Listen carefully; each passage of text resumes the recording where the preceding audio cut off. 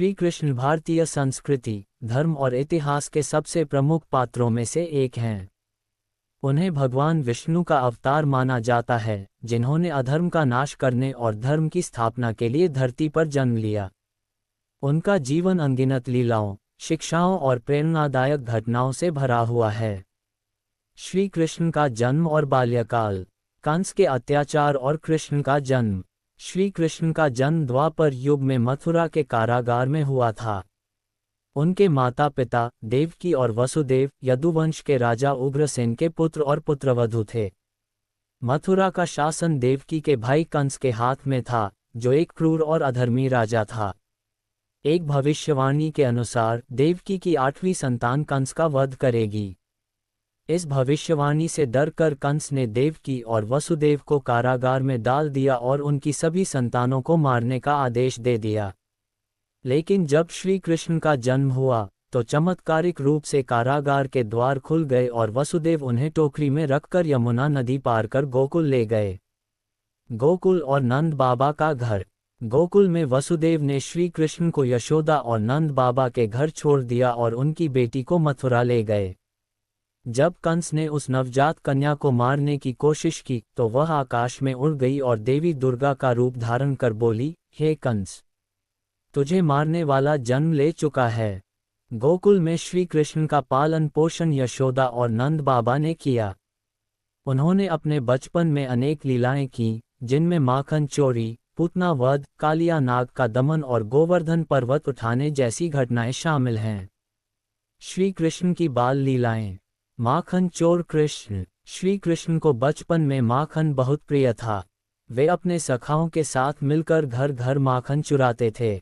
जब यशोदा मैया ने उन्हें रंगे हाथों पकड़ लिया तो उनकी बाल सुलभ अदाओं से वह उन पर नाराज नहीं हो पाती थीं। यही कारण है कि उन्हें माखन चोर भी कहा जाता है। पूतना वध। कंस ने बालक कृष्ण को मारने के लिए पूतना नाम की राक्षसी को भेजा। उसने कृष्ण को विष लगे स्तनपान कराने का प्रयास किया, लेकिन श्री कृष्ण ने उसके प्राण हर लिए और उसे मोक्ष प्रदान किया। कालिया नाग का दमन। यमुना नदी में कालिया नाम का एक जहरीला नाग रहता था, जिसके कारण नदी का जल विषैला हो गया था। श्री कृष्ण ने नदी में कूदकर उस नाग के फन पर नृत्य किया और उसे पराजित कर दिया।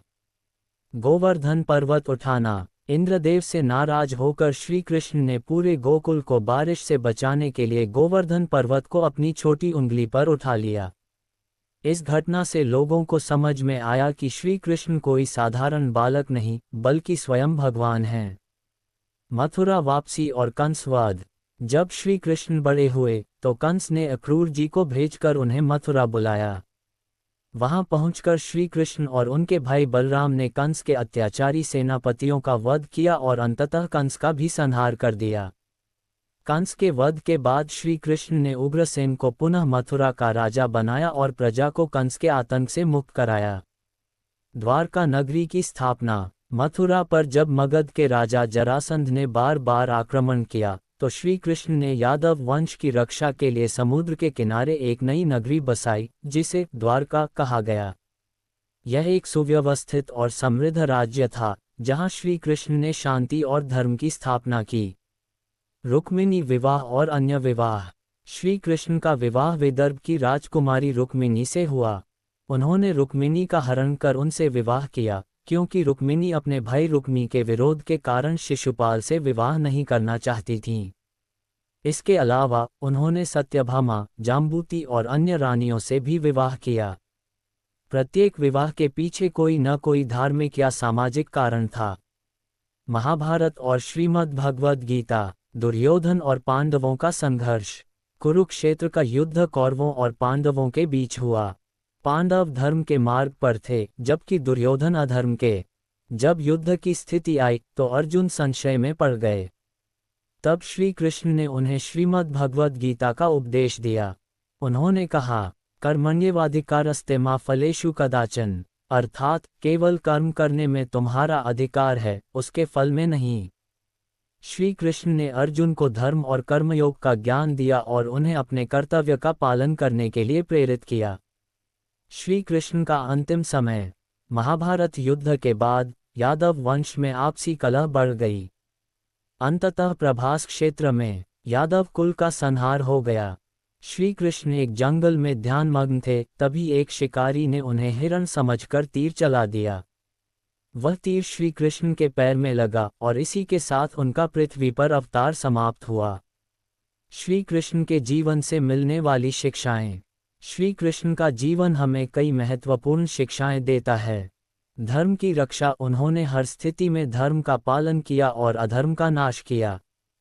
कर्मयोग, श्रीमद् भगवद गीता में उन्होंने कर्म का महत्व बताया। भक्ति और प्रेम, वे राधा कृष्ण की प्रेम कथा से हमें प्रेम और भक्ति का आदर्श सिखाते हैं। संघर्ष में धैर्य, उन्होंने अपने जीवन में कई कठिनाइयों का सामना किया लेकिन कभी विचलित नहीं हुए।